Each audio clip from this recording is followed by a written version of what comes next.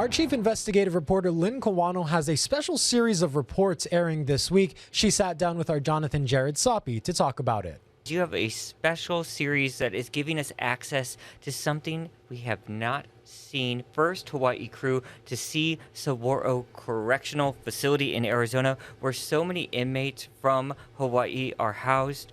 How'd you get access to that, and what do we see in this series of special reports that start today?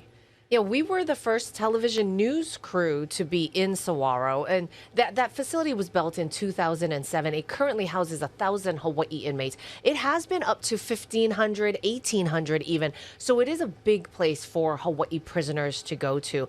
We were able to get access because during all the tours, right, we were given tours of OCCC, we were given tours of all these other jails and places in Hawaii where we keep our inmates. And I said, I'd like to get inside Saguardo. You know, the Hawaii News Now has never been in since it was built in 2007. And I want to see it. And I want to talk to some of our inmates up there. And the Public Safety Department, we worked together and we went up there specifically for the Makahiki celebration, which is the start of the rainy season. It was a big deal in Native Hawaiian culture and religion and practices. And we were able to go and see that. And it is just a beautiful ceremony. But there's also a hard news aspect of this. A lot of people don't like that we send our inmates away so far away, 3,000 miles away. We need to build a facility that can house them here is basically what the advocates want. And talk about how inmates are able, like you mentioned, participating in ceremonies, but other ways to stay connected with their loved ones here on the islands. What are ways they go about doing that?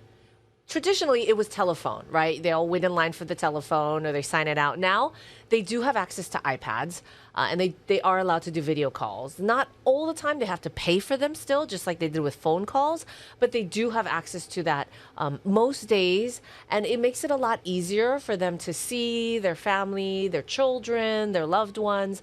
But again, it's not as good as being here, right? Being at home. But I will tell you this, Jonathan, what's so incredibly surprising to me is that a lot of those inmates like it up there. They actually prefer to be there, especially the ones who have been in some of our jails here that are overcrowded, that, you know, equipment doesn't work. The ACOs, the corrections officers, they're overworked. Some of them are working 32 hours, so they're not happy either. And so the inmates in Saguardo tell me they actually really like it there. If only they could take Saguardo and move it here with all the programs they have and all the activities that they have, they would be a lot happier. It would be more conducive for rehabilitation. And those reasons you just listed off, those are the main reasons why we do outsource our inmates, correct? It is a lot cheaper, believe it or not, for taxpayers. It's cheaper to house them in Saguardo than it is to house them here. Obviously, I mean, this is in the middle of the desert. You know, when we're driving along, it's like, are we there yet? Are we there yet? I felt like a 5-year-old. Are we there yet? Are we there yet? Because it's just desert. It's just desolate. And then all of a sudden, all of a sudden this massive, you know, set of buildings show up. And it's so cheap out there, and it's cheaper to feed them. It's cheaper to house them. It's cheaper to do everything out there for Hawaii taxpayers. We do have to fly them back and forth, but it's still easier to do that while they're in Saguardo. And that's one of the main reasons. But also, we can't accommodate them. Where are we going to put 1,000 more prisoners? And go ahead and run us through what each report is going to focus on. Again, they start tonight on Hawaii News. Now, if you can't watch it tonight, you can watch it on your H&N digital platform shortly after. So each story is very different.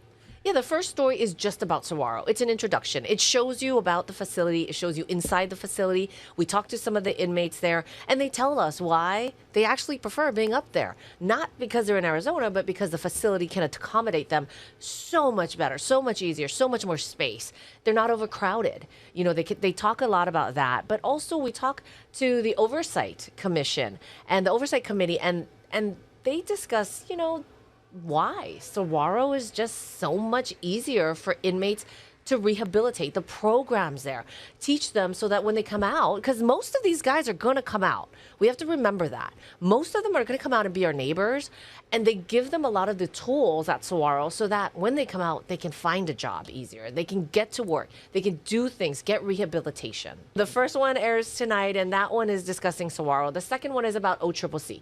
What about OCCC, right? 9 years we've been talking about a new OCCC, $500 million.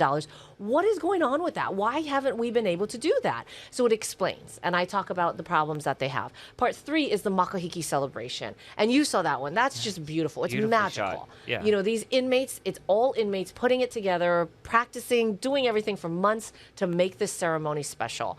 And then part 4, which is going to air on the weekend, that's the Greyhound rescue. And these Greyhound adoption programs, they're so great because these Greyhounds, they chase rabbits, right? That's what they're taught to. That's what they were born to do. When they go to this farm, they're on the racetrack. Well, when they retire, they're not adoptable because they don't know anything about to chase the rabbit. So that part, that's the 4th part in our series. These inmates are training them so that they can be adoptable. Also, beautifully shot piece, because I did get to see the preview of that one as well. All right, Lynn Kawano's special series starting tonight. Again, it will be posted on your H&N digital platforms. And in case you didn't know, saguaro, it's a cactus. It's the big ones you see with arms in Arizona. That's what it's named after. I Tricky learned name that. to say. Tricky name to say. Yeah. All right, thank you, Lynn, so much. Of course.